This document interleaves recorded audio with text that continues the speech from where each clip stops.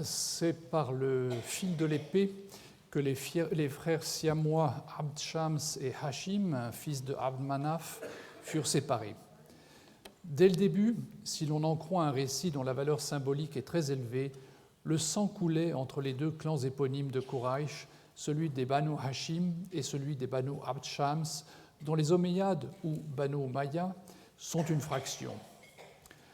L'histoire des Omeyyades débute bien avant le moment où Muawiyah, le fondateur réel de la dynastie, prend définitivement le pouvoir en 661. Mais sans remonter au passé pré-islamique, je commencerai à la suivre à partir de l'élection de Osman par ses pairs en 644, en remplacement de Omar, qui venait d'être assassiné. Le nouveau calife appartenait à la tribu de Quraysh, côté Abd Shams, Quraysh à laquelle était également rattaché Muhammad, côté Hashim.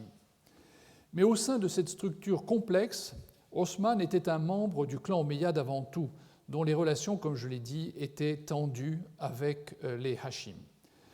Les relations de Muhammad, d'ailleurs, étaient loin d'être bonnes avec les Omeyyades, puisque son représentant le plus éminent à l'époque, Abu Sufyan, était aussi l'un des adversaires déterminés de Muhammad jusqu'au moment de son ralliement à l'islam. L'assassinat de Osman en 656 ouvrit la porte à une guerre civile qui faisait pour la première fois s'affronter les membres de la jeune communauté. Ali, le cousin et gendre de Muhammad, accéda alors au califat et sembla un moment prendre le contrôle d'une situation complexe. Mais un groupe de musulmans, animés par la conviction que le nouveau calife n'était pas complètement étranger au meurtre de son prédécesseur, trouva en la personne de Muawiyah, un proche parent de Osman, un chef décidé à obtenir justice, les assassins de Osman ayant disparu de Médine sans être inquiétés. Cette opposition à Ali agitait l'Égypte et la Syrie, ce qui obligea le calife, qui était allé s'installer en Mésopotamie, à remonter vers le nord à la rencontre de ses adversaires. La bataille opposant les deux camps eut lieu à Siffin, sur les rives du cours supérieur de l'Euphrate, pas très loin de Raqqa, c'est-à-dire dans cette région, en 657. Le combat s'interrompit par un accord entre les deux parties qui prévoyait de remettre la décision à un arbitrage. La suite est connue. Ali commit une série d'erreurs tactiques et surtout suscita dans son propre camp un groupe qui était en profond désaccord avec ses propositions et dont sortit l'homme qui devait l'assassiner en 661, dégageant ainsi la voie à Muawiyah. Son avènement représenta un changement décisif de pouvoir à l'intérieur de l'État califien. Fils d'Abu Sufyan, il appartenait à une famille d'aristocrates, donc c'est cette branche-là. Il appartenait à une famille de l'aristocratie mécoise dont les membres, pour la plupart, s'étaient ralliés à Muhammad lorsqu'il était devenu évident qu'il avait pris le dessus de manière irréversible et que s'engager à ses côtés ne comportait plus aucun risque significatif. On est en droit de supposer que leur motivation était principalement d'ordre politique et non religieux. De ce fait, leur conversion ne devait pas changer de manière substantielle leur manière de vivre et leur observance des préceptes de l'islam devait, dit-on, rester limitée. Ils continuaient en somme à être des marchands avec une vision réaliste des situations et des représentants d'une classe supérieure en principe ouverte sur l'extérieur. Mais comme Muhammad avait accepté leur ralliement et par la suite manifesté de la considération pour eux, la communauté les laissait poursuivre leur mode de vie. Du temps de califat de Osman, qui était au fond un des leurs, même s'il était un musulman de plus longue date, les membres de l'aristocratie mécoise, et en particulier ceux du clan Quraïchite, avaient acquis une influence croissante sur le gouvernement. Leur attitude vis-à-vis de la politique était marquée par le réalisme et la capacité de s'adapter aux situations, ce qui n'était pas forcément le cas des milieux sincèrement religieux, qui n'étaient pas préparés à diriger et étaient avant tout soucieux de leur salut. L'historiographie occidentale a beaucoup insisté sur le côté plus mondain, au sens classique du terme, des Omeyyades, tentant parfois à les représenter presque comme des libertins, au sens, là aussi, classique du terme. S'il est vrai que certains d'entre eux eurent une attitude scandaleuse, il serait à mon sens erroné de croire qu'ils n'avaient pas le souci de la défense et l'illustration de l'islam. Le règne de Muawiyah est marqué par un style hérité de la tradition à laquelle il appartenait fondamentalement. Ses pairs avaient accès à lui et étaient consultés sur les affaires en cours. Un mariage avec une femme de la puissante confédération tribale des Kalbes de l'Arabie du Sud lui valait le soutien de ce puissant groupe. Ce n'était pas peu, dans un moment où les sentiments tribaux de l'Arabie ancienne reprenaient le dessus, malgré les appels de Muhammad en faveur d'une fraternité supratribale. De ce fait, les conflits anciens refaisaient surface, de même que les règles qui prévalaient durant la période préislamique. Cet aspect ne saurait être négligé pour comprendre les événements qui vont marquer cette période. Dans l'organisation qui se mettait en place à la suite des conquêtes, cela se traduisait par une cooptation par ceux qui détenaient un poste de pouvoir, gouverneurs de province ou de ville, des membres de leur famille étendue ou de leurs contribules. Il leur était, à vrai dire, difficile de procéder autrement, dans la mesure où les membres d'autres tribus refusaient de se mettre au service de quelqu'un qui n'avait pas la même appartenance tribale. En ne respectant pas ces règles, on s'exposait à tout type de désordre qui pouvait engendrer des conflits sans fin. Il ne fait pas de doute que Muawiyah fit preuve, dans ces conditions, d'un talent remarquable pour réorganiser les provinces de l'Empire. Le choix de Damas comme capitale était largement dicté par les conditions du conflit qu'il avait opposé à Ali, qui, comme je l'ai dit, était allé s'installer en Mésopotamie. Sa décision de ne pas s'installer à Médine n'était toutefois pas une innovation, comme on le dit parfois, car l'abandon de Médine avait déjà été décidé. Ali, en effet, était parti dans la Mésopotamie, où il savait pouvoir disposer d'appuis solides et avait mis ainsi fin de manière définitive au rôle de capitale de l'Empire qu'avait tenu Médine. Vis-à-vis des chrétiens, les Omeyyades sont tolérants. En Syrie, comme en Mésopotamie ou en Égypte, les chrétiens forment la majorité de la population et constituent les cadres de l'administration. Pour la bonne marche de l'Empire, il est donc important de les laisser en place. Des différences existent bien sûr selon les régions. En Syrie ou en Mésopotamie, une longue expérience de la cohabitation entre une population qui parlait le syriaque et les Arabes de l'autre facilita les choses. L'Égypte présentait une situation d'une autre nature et la méfiance des Coptes vis-à-vis des nouveaux venus arabes se traduisit par des soulèvements écrasés dans le sang. Comme en Syrie ou en Mésopotamie néanmoins, l'administration égyptienne reste en place. La mort de Muawiyah et l'avènement de son fils Yazid Ier, les numéros entre parenthèses sont ceux de l'ordre de succession pour vous permettre de suivre ce scénario un petit peu complexe. La mort de Muawiyah et l'avènement de son fils Yazid Ier en 680 coïncident avec un événement lourd de conséquences, la mort de Hossein, fils de Ali, à Kerbela. Muawiyah avait préparé sa succession en assurant la reconnaissance de son fils comme héritier. Mais l'opposition mésopotamienne refusait ce choix et fit appel à Hossein, qui résidait à Médine, pour venir prendre leur tête. Sans doute Hossein avait-il de son côté des ambitions et voyait un moment propice pour faire valoir ses droits. Sa tentative, comme on sait, s'acheva tragiquement, mais sa mort relança surtout l'hostilité des milieux mésopotamiens, même si les conséquences les plus graves pour les Omeyyades ne devaient apparaître en pleine lumière que quelques décennies plus tard. Sur le moment, la rébellion qui avait éclaté en Irak devait inquiéter le pouvoir omeyyade, qui éprouva beaucoup de peine à y mettre fin en 686-687. Le mouvement avait ceci de nouveau qu'il regroupait des nouveaux convertis qui devaient se rattacher en tant qu'affranchis à une tribu arabe, mais au prix d'un certain nombre de restrictions qui les faisaient se sentir traités comme des citoyens de seconde zone. La crise majeure de la période est toutefois ailleurs, curieusement. Parallèlement à Hossein, un autre personnage, Abdallah ibn Zubayr, neveu de Aïcha, la femme préférée de Muhammad, refusait de reconnaître le califat de Yazid Ier et entra en rébellion en 681.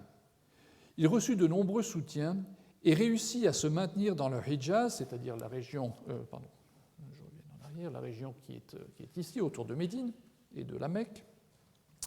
Il réussit donc à se maintenir dans le Hijaz jusqu'à sa mort en 692, à la fin du siège de la Mecque où il s'était retranché avec ses derniers fidèles. Au cours de cette période troublée, le pouvoir passe à une autre branche des Omeyyades après la mort de Yazid Ier. Donc, on passe à Marwan, qui est donc l'éponyme de la branche marwanide. Le nouveau calife Marwan, mort en 684, n'eut pas un règne bien plus long que celui de son prédécesseur et cousin Muawiyah II. Mais il prit des décisions opportunes et sut stabiliser la position de la dynastie, profitant de ses succès pour faire reconnaître comme héritier son fils Abd al-Malik. Contrairement à ce qui est trop souvent dit de l'impiété des Omeyyades, je relèverai que dans les sources, Marwan était réputé avoir une très bonne connaissance du Coran. Son fils, Abd al-Malik, qui règne de 685 à 705, qui eut, comme Muawiyah, la chance d'être secondé par des gouverneurs efficaces, en particulier Al-Hajjaj ibn Yusuf, mit fin au contre-califat de Abdallah ibn Zubayr et réussit à ramener la paix intérieure dans l'Empire, à l'exception de révoltes ponctuelles, notamment en Iran. Ce règne est d'une importance particulière pour les réformes qui y furent mises en place. Le caractère arabe de l'Empire est mis en avant, peut-être en raison de la présence dans les rangs des opposants de nombreux non-arabes. Il est ainsi décrété que la langue et l'écriture arabe deviendraient désormais celles de l'administration au détriment du grec ou du persan. La monnaie est également réformée. En 696-697, les éléments chrétiens ou zoroastriens qui figuraient encore jusqu'à ces dates sur les monnaies frappées par les autorités disparaissent et sont remplacés par des textes en arabe, notamment la sourate 112. Enfin, et c'est là encore un fait à verser au dossier de l'implication religieuse des Omeyyades, le règne de Abd al-Malik voit une révision du texte coranique sous la responsabilité d'Al-Hajjaj. J'y reviendrai par la suite. Les maigres données dont nous disposons ont parfois été interprétées, par exemple par Alphonse Mingana, comme la mise au point du texte canonique du Coran, l'attribution à Osman visant à donner au texte une autorité plus grande. Le fils et successeur de Abd al-Malik, Al-Walid Ier, qui est ici, numéro 6, le fils de Abd al-Malik régna de 705 à 715.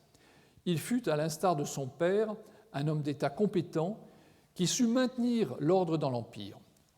On retiendra également les noms des califes Omar II, qui règne de 717 à 720, et Hisham, 724-743, qui se trouve ici, qui tentèrent l'un et l'autre de résoudre les problèmes que rencontrait l'État omeyyade. Omar II, il faut le signaler, est celui des califes qui échappe en quelque sorte à cette damnatio memoriae abbasside, sans doute parce qu'il était le petit-fils du grand Omar, qui était donc son grand-père. Après la disparition de Hisham, une série de califes au règne très bref et pour l'essentiel occupés à maintenir un style de vie frivole fragilisa la position du pouvoir, d'autant que les problèmes se multipliaient. Les incessantes disputes entre les tribus arabes affaiblissaient également l'État. Le dernier des califes omeyyades, Hisham II, hérita donc d'une situation très détériorée et ne put, malgré tous ses efforts, faire face à la révolution abbasside, dont je reparlerai dans un instant. Les problèmes à résoudre ne manquaient pourtant pas, depuis ceux des revenus de l'État jusqu'à l'agitation provoquée par les changements apportés par l'islam lui-même à l'équilibre qui régnait avant dans les territoires conquis. Le pieux Omar II, descendant donc par sa mère du calife bien guidé, homonyme, prit ainsi des mesures destinées à prendre en compte ces changements dans le traitement fiscal des nouveaux musulmans non arabes, mais sans que les effets aient été toujours bien prévus ou que ses successeurs aient à leur tour procédé aux adaptations nécessaires. Quoi qu'il en soit, le régime omeyyade faisait en définitive bien peu pour apporter une solution au malaise qui s'était répandu au sein du groupe toujours plus important des nouveaux convertis qui ressentait le maintien, au moins partiel, d'une situation qui réservait aux Arabes un traitement de faveur. En effet, même si les autorités n'avaient pas adopté une politique en faveur des conversions, qui risquait en fait de mettre en péril les revenus de l'État, les milieux dévots, particulièrement implantés à la Mecque et à Médine, développaient l'idée que la conversion devait être favorisée comme voie d'accès au salut et, sur le terrain, différentes circonstances donnaient aux populations conquises des raisons de se convertir. Mais ce passage ne s'accompagnait pas des avantages dont jouissait l'aristocratie militaire, ce qui devenait insupportable d'un point de vue à la fois religieux et politique. C'est dans la partie personnophone de l'Empire, où les querelles permanentes entre les tribus arabes ajoutaient encore aux difficultés, que les sentiments d'injustice étaient le plus vivement ressentis. Ils contribuaient à attirer des mécontents vers des mouvements pro-alides, c'est-à-dire chiites, ou plus largement contestant la vision défendue par le pouvoir omeyyade. La fin de la dynastie omeyyade est bien connue. Des descendants d'un des oncles de Muhammad que j'évoquais au début, Abbas, vivaient dans une sorte de clandestinité dans la région du Jourdain, par crainte d'être éliminés par les omeyyades pour être des rivaux potentiels pour le califat. Ils mirent à profit le mécontentement qui s'était installé pour fomenter une révolte dans le lointain Khorasan, aidé en cela par un homme d'origine iranienne, Abu Muslim, qui sut orchestrer une propagande qui mettait en avant la nécessité pour la communauté d'être dirigée par un membre de la famille de Muhammad qui saurait mettre en application de manière équitable les préceptes du Coran. La révolte, commencée en 746, progressa rapidement et les troupes d'Abu Muslim atteignirent la Mésopotamie en 749. La situation s'y était dégradée en conséquence d'une guerre civile combinée avec une insurrection kharijite. Au début de 750, la bataille décisive eut lieu sur les rives du Grand Zab, un affluent du Tigre. Le calife Marwan II fut défait et s'enfuit. La révolution abbasside l'avait emporté. Le sang qui, comme un funeste présage, avait coulé entre les frères siamois Abd Shams et Hashim lorsqu'ils avaient été séparés par l'épée, fut répandu de nouveau lors de l'ultime massacre des Omeyyades par les Abbassides, dont seul réchappa celui qui devait fonder en Espagne une deuxième dynastie omeyyade. L'historiographie occidentale a examiné avec beaucoup d'intérêt cette dynastie dont les liens avec l'islam paraissaient, comme je l'ai dit, un petit peu distendus. Il est vrai qu'une partie des informations qui nous ont été conservées sont reliées à l'effort de damnatio memoriae des Abbassides, en particulier des tout premiers Abbassides, mais aussi, plus largement, des milieux religieux qui leur avaient apporté leur soutien. Cet effort, qui s'est accompagné d'épisodes sanglants comme le massacre des Omeyyades que je viens de rappeler, a visé à souligner que les Omeyyades n'étaient pas de bons musulmans et cultivaient des genres de vie scandaleux, introduisant dans l'islam pur des origines des innovations blâmables. Bref, ils étaient indignes du califat. Les sources musulmanes, qu'elles soient sunnites ou chiites, noircissent à dessein la dynastie et ses représentants.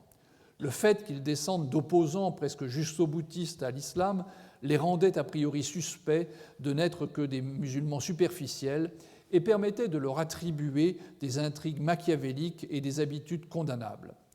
Cette présentation biaisée les rendait à rebours aimables à certains historiens, je pense en particulier à Julius Wellhausen ou Henri Lamens, qui ont valorisé le côté non-islamique de la dynastie et vu dans les Omeyyades les représentants de la tradition arabe pré-islamique.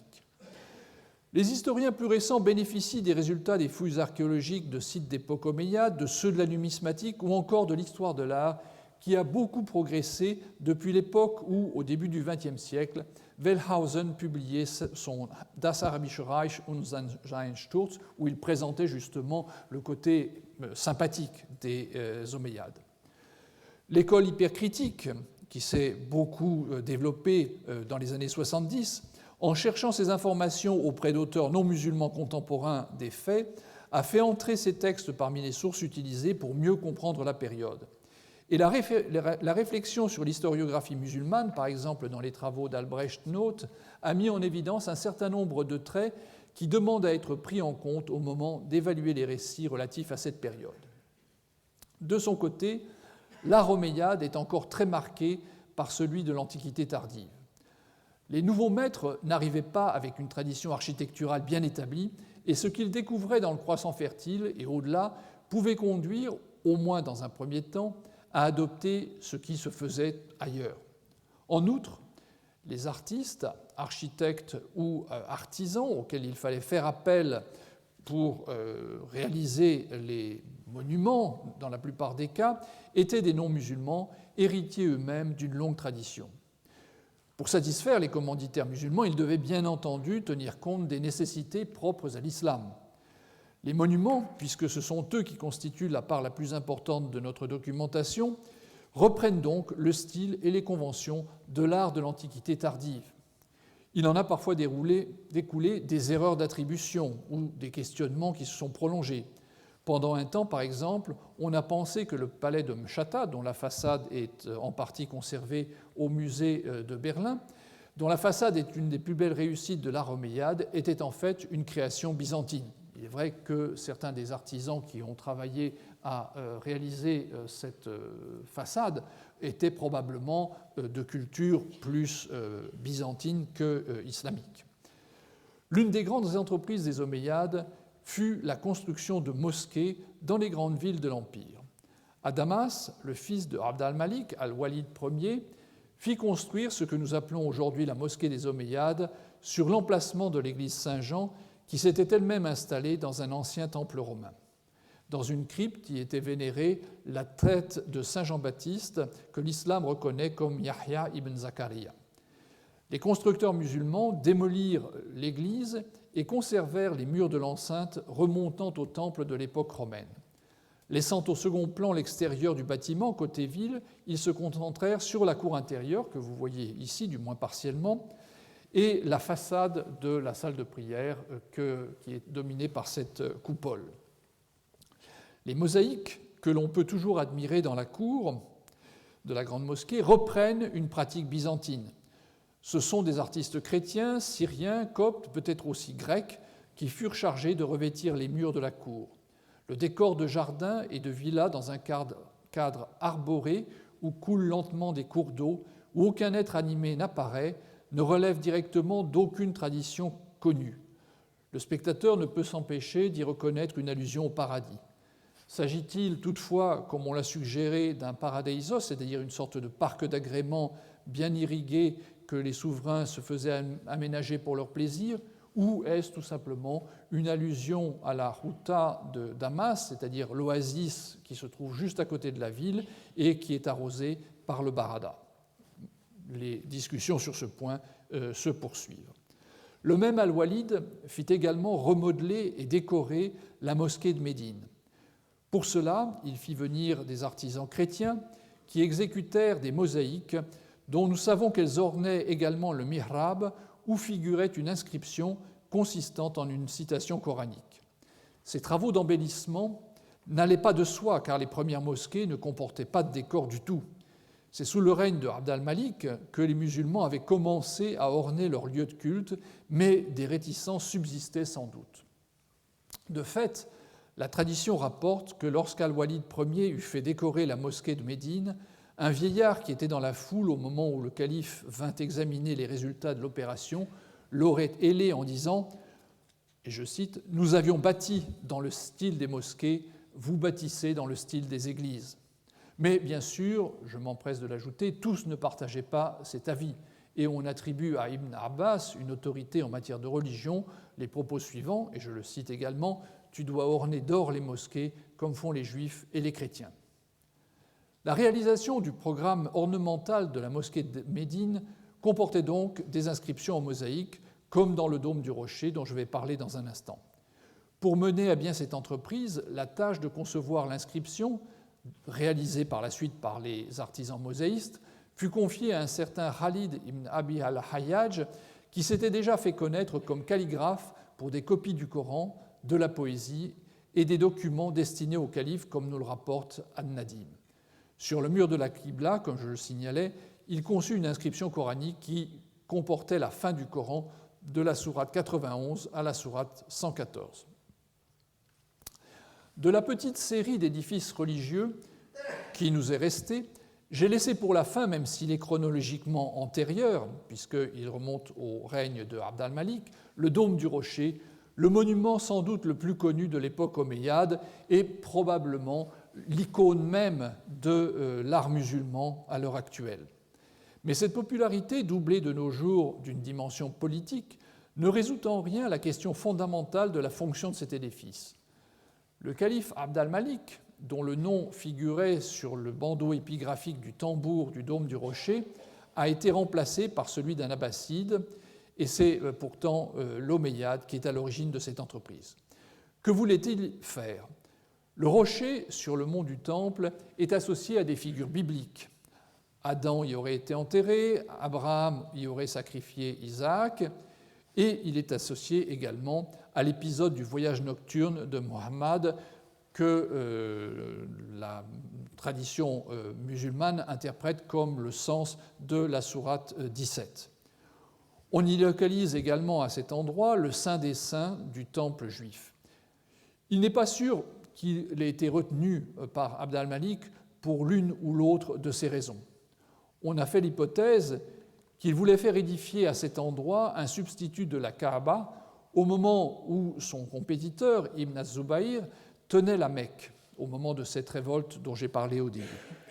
L'inscription, qui figure à l'intérieur du bâtiment, offre une autre piste d'interprétation. Elle combine en effet des citations coraniques qui récusent les doctrines du christianisme et affirment l'islam.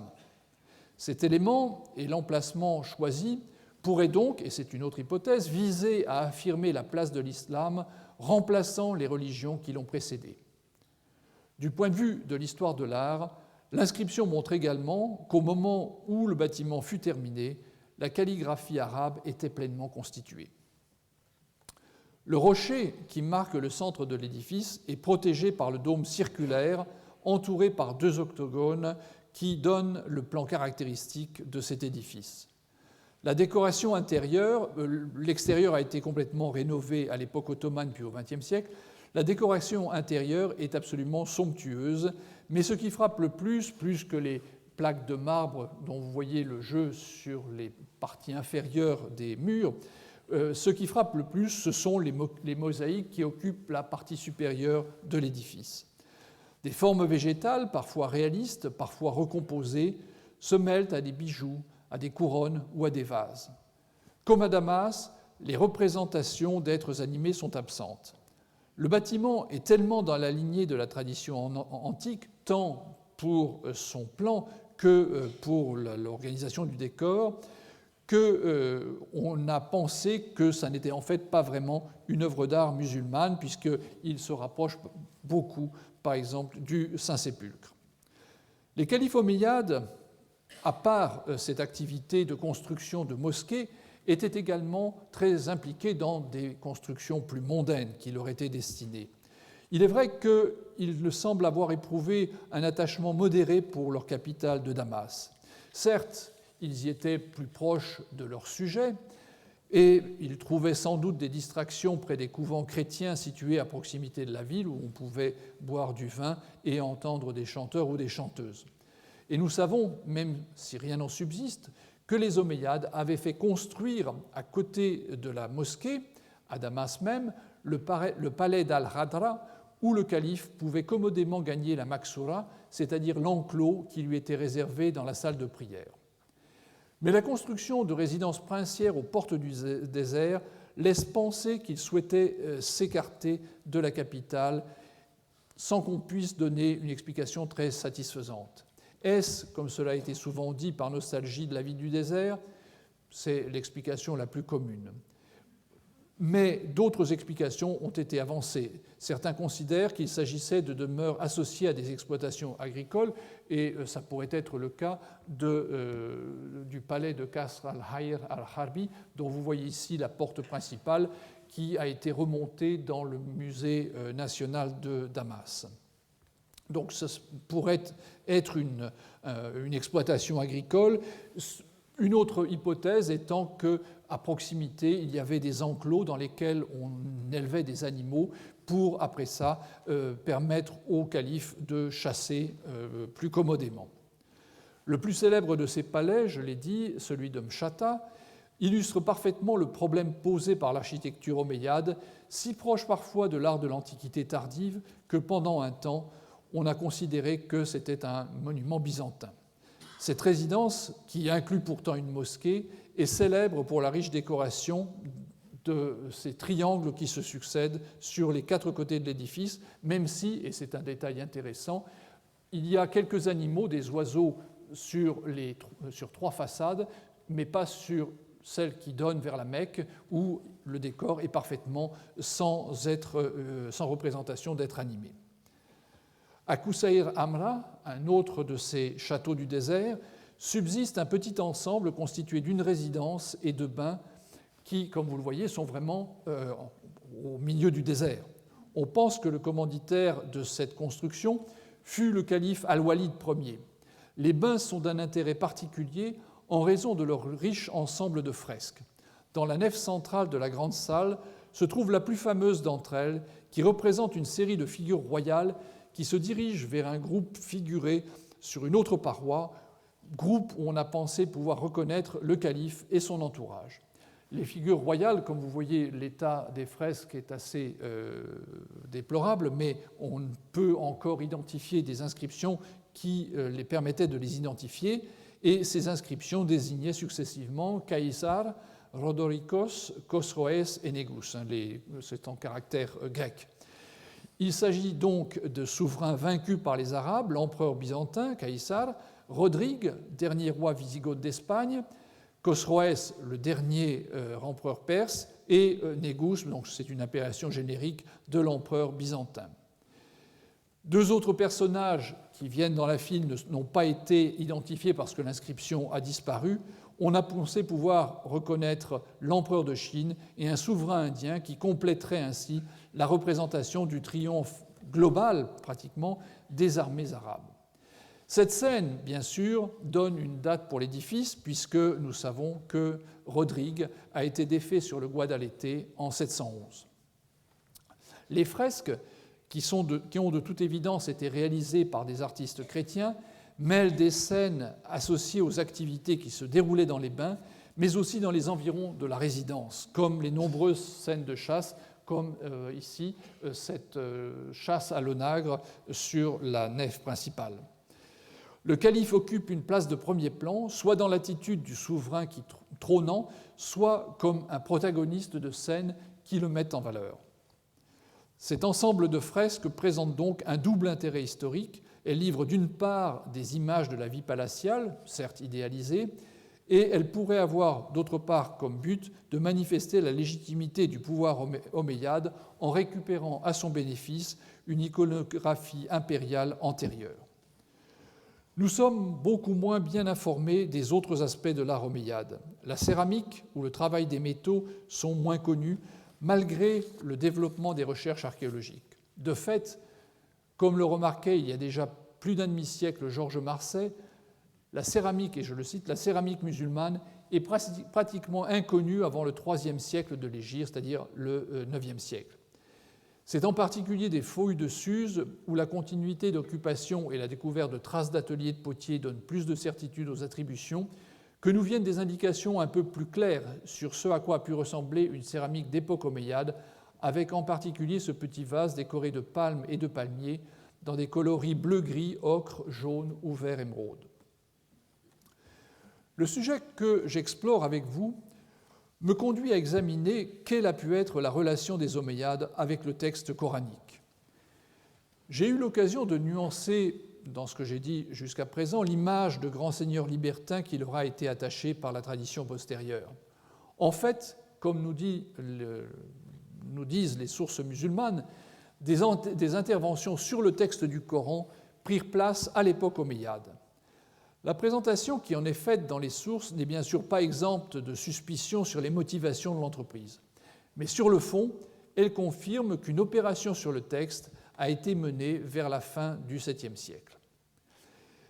Examinons les données dont nous disposons.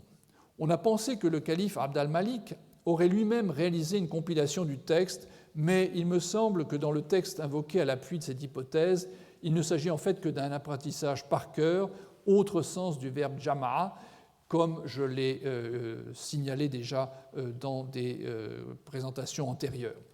Les deux figures les plus impliquées dans ces réformes du texte coranique sont deux très fortes personnalités du pouvoir omeyyade. L'un d'eux, Ubayd Allah ibn Ziyad, appartenant d'ailleurs à la famille omeyyade. Il succéda à son père comme gouverneur de l'Irak en 675 et dirigea notamment les opérations qui aboutirent à la bataille de Kerbela en 680. Il mourut en 686. Dans un récit conservé dans le livre des codex coraniques, Kitab al-Masahif d'Ibn Abi Daoud, un secrétaire, Yazid al-Farisi, rapporte de façon elliptique la nature de l'intervention réalisée à l'instigation de Ubayd Allah. Le texte est ici, je vous le lis. Ubayd Allah ibn Ziyad ajouta 2000 harfs au Mushaf.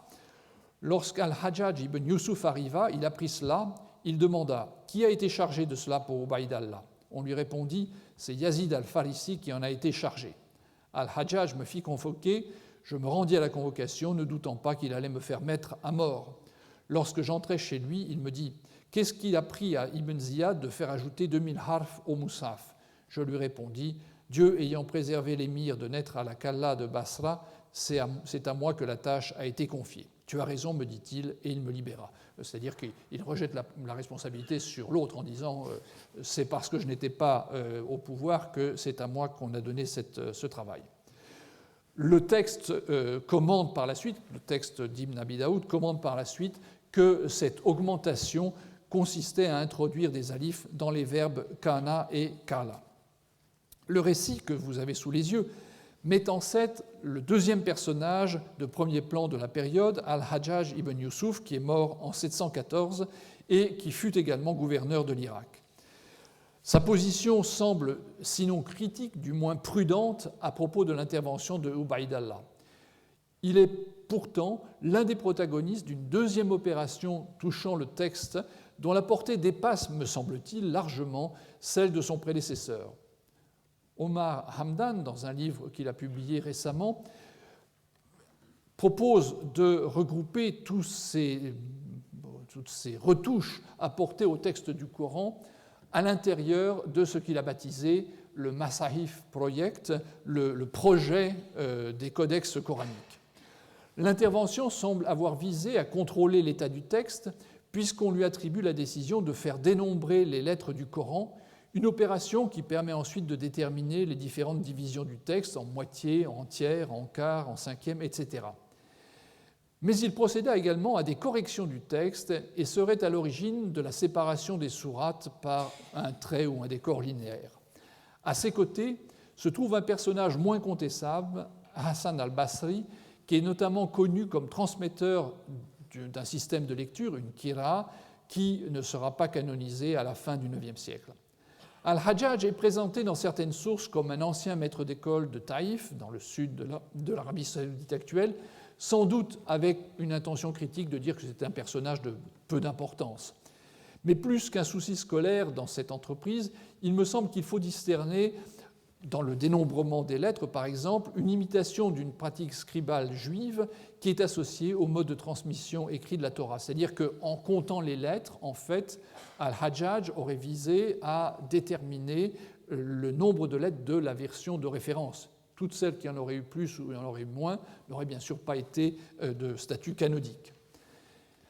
Dans la notice qu'un auteur postérieur, Ibn Khalikan, qui est mort en 1282, lui a consacrée, nous apprenons que pendant 40 ans environ, jusqu'au temps de Abd al-Malik ibn Marwan, le calife, les gens récitèrent le codex de Ousmane. Puis des lectures fautives se multiplièrent et se répandirent en Irak. Al-Hajjaj ibn Yusuf al-Thaqafi recourut à ses secrétaires et leur demanda de mettre des signes sur ces lettres ambiguës. On dit que ce fut Asr ibn Asim qui effectua cette opération, mettant des points uniques ou doublés en des positions différentes. Durant un temps, on ne lut donc le texte qu'avec sa diacritation. Cependant, malgré l'utilisation des points, des lectures défectueuses se produisaient encore. C'est alors que fut créée la vocalisation, Ijam. On lut désormais en suivant le système des points et des voyelles. Lorsqu'on ne prêtait pas minutieusement attention à un mot, en ne faisant pas droit à ce système, il se produisait des lectures défectueuse. On chercha le moyen d'y parer et on ne trouva pas d'autre moyen que de s'en tenir aux instructions des connaisseurs en récitation orale. Ce qui doit frapper, bien sûr, c'est le parallélisme qui existe entre ce texte et celui qui nous est rapporté des origines de la recension de Haussmann. C'est finalement exactement les mêmes motivations, simplement qu'on les attribue un demi-siècle plus tard à la période d'Al-Hajjaj. Le récit fait donc de lui un promoteur de l'écrit comme moyen de préserver avec plus de précision le texte du Coran par le biais d'innovations techniques et donc le met en quelque sorte en concurrence ou en parallèle avec Haussmann. Mais dans un récit qui remonte à Malik ibn Anas, le fondateur de l'école malikite, qui est mort plus tard, en 796, on nous apprend quelque chose de tout à fait différent.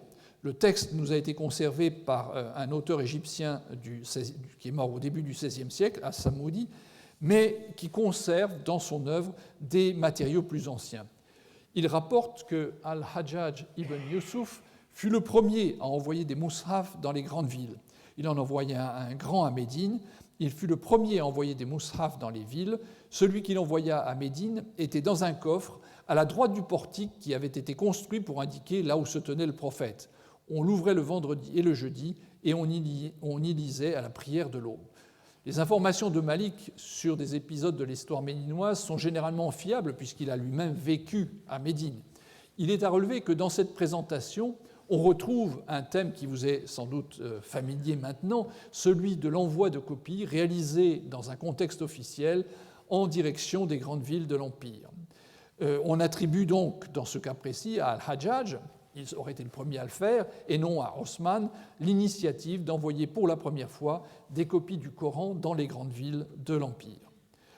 Dans ce cas, son objectif est bien clair, le lieu de conservation est bien défini, c'est un codex qui doit être dans la mosquée, et surtout, une fonction est attribuée à ce codex, la lecture de certains passages lors de la prière les jeudis et vendredis. L'intégration des manuscrits coraniques à des stratégies qui n'ont que peu à voir avec la piété paraît s'être vite imposée au cours de cette époque. Un autre épisode, qui se déroule cette fois à Fustat, donne la mesure des enjeux liés à la remise d'un manuscrit à une mosquée. Al-Hajjaj, nous dit-on, avait également envoyé une copie du texte à Fustat, c'est-à-dire le vieux Caire, mais son arrivée provoqua l'ire du gouverneur omeyyade Abd al-Aziz, qui, furieux de cette initiative, décida de faire sa propre copie qui servirait dans les contextes cultuels. Et là, nous avons le premier indice de ces jeux de pouvoir par codex coranique interposé. Nous possédons également un autre récit, cette fois-ci dans un contexte polémique, dû à Abd al-Masih ibn Ishaq al-Kindi, un auteur d'une apologie du christianisme et d'une réfutation de l'islam.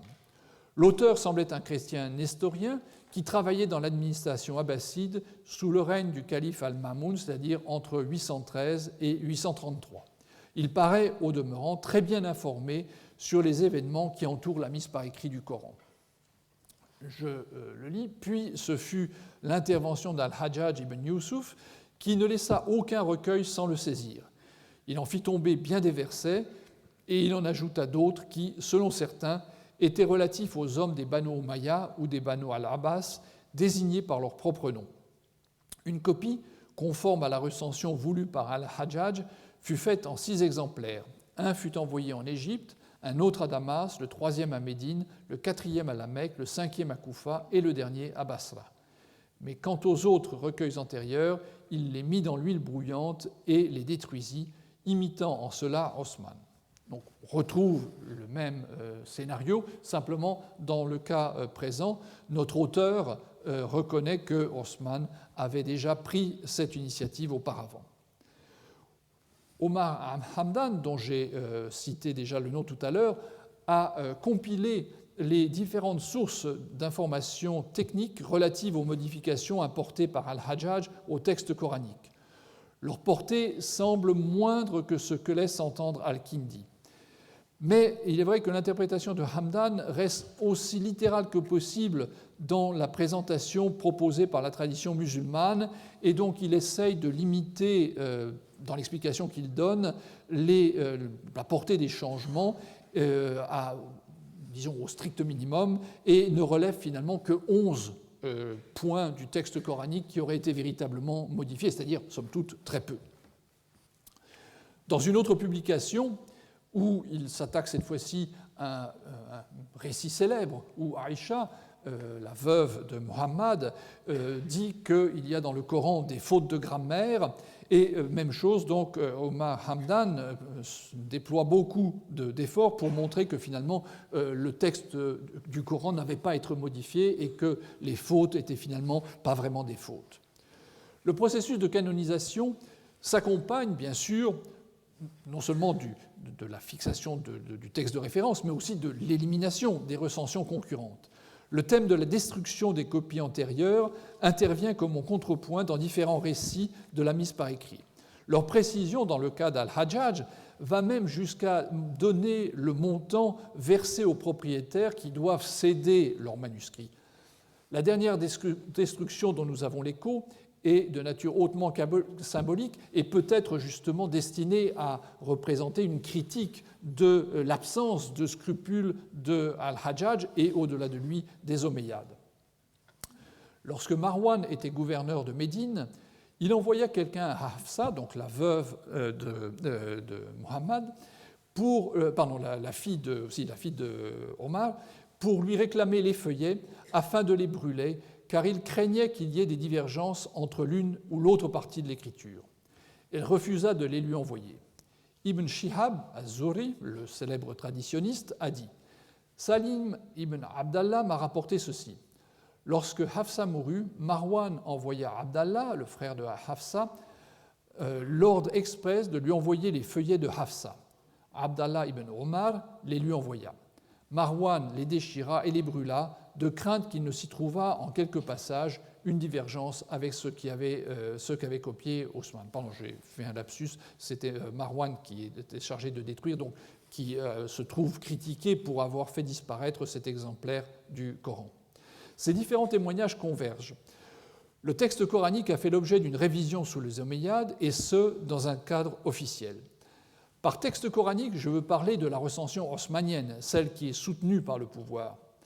Les choses sont-elles allées plus loin qu'un toilettage orthographique ou de présentation, comme cela pourrait être le cas si on suit stricto sensu la présentation de la réforme de Ubaydallah ibn Ziyad, ou même une partie de ce qui nous est dit d'Al-Hajjaj. Certains résultats de l'intervention de ce dernier semblent indiquer qu'on est toutefois allé un peu plus loin. Cela explique qu'il ait depuis longtemps attiré l'attention des historiens. Paul Casanova, dans son Mahomet et la fin du monde, puis Alphonse Mingana, ont émis l'hypothèse que derrière ces récits se cachait en fait l'épisode même de la mise par écrit, les informations sur les entreprises antérieures n'étant que des sortes de rideaux de fumée destinés à faire remonter la recension à des personnages plus respectables, en l'occurrence surtout à Haussmann. Plus récemment, Christoph Luxemburg a suggéré, mais cette fois-ci de manière moins précise, disons qu'il n'indique pas de manière très nette qu'il pense à ces épisodes en particulier, il a suggéré que dans son hypothèse qui suppose le passage d'un lectionnaire en écriture syriaque au Coran arabe, la période omeyyade était le moment où ce transfert aurait eu lieu.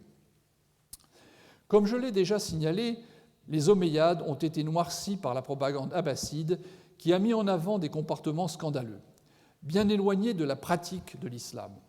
Des études récentes consacrées à Abd al-Malik et à son règne tempèrent quelque peu cette image et invitent à envisager son action dans la sphère de la religion. Comme l'islam qui s'est développé par la suite sous les Abbassides correspondait, grosso modo, à la vision qu'en avaient des cercles hostiles aux Omeyyades, il est clair que ces derniers pouvaient difficilement être considérés comme de bons musulmans puisqu'ils ne respectaient pas la norme nouvellement définie. Il est un fait que Abd al-Malik a eu, et ça c'est un point qu'il faut quand même rappeler, a eu à son service le traditionniste az-Zuhri, dont on a vu passer le nom tout à l'heure, et dont on connaît l'importance comme transmetteur de tradition, et notamment de transmission à propos de la mise par écrit. Az-Zuhri est également celui qui qui aurait joué un rôle de premier plan dans les débuts de la mise par écrit du hadith sur ordre des califes omeyyades. Donc là encore, une nouvelle intervention des omeyyades pour réunir un corpus à caractère religieux. Abd al-Malik a été également en contact avec Hassan al-Basri, qui est mort en 728, et dont nous avons vu qu'il avait joué un rôle dans l'amélioration du texte coranique sous la direction d'al-Hajjaj. Or, faut-il le redire, il serait surprenant qu'une opération de ce type ait été lancée à l'initiative du seul al-Hajjaj, dont on connaît la loyauté absolue vis-à-vis des Omeyyades. Sous le règne de ce même calife, et c'est un dernier point, apparaît pour la première fois le titre Khalifat Allah, donc le titre de calife, qui disparaîtra et ressurgira bien plus tard sous les Abbassides.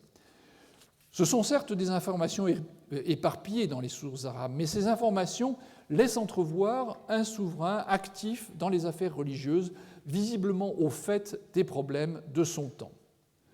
2 points ressortent donc de ce que je viens d'exposer.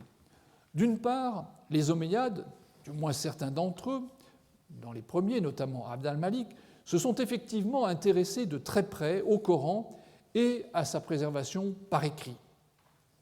De l'autre, leur attitude vis-à-vis du texte coranique, telle qu'elle ressort des informations qui y ont été conservées, est caractérisée par une certaine souplesse. C'est-à-dire que c'est une époque où on peut changer le texte du Coran sans que éclate un scandale. Et d'ailleurs, personne ne remettra par la suite en cause ces améliorations qui ont été apportées par les Omeyyades. Donc il y a une certaine souplesse, une certaine proximité, disons, de relation avec le texte. Qu'en est-il du témoignage des manuscrits coraniques de cette époque ?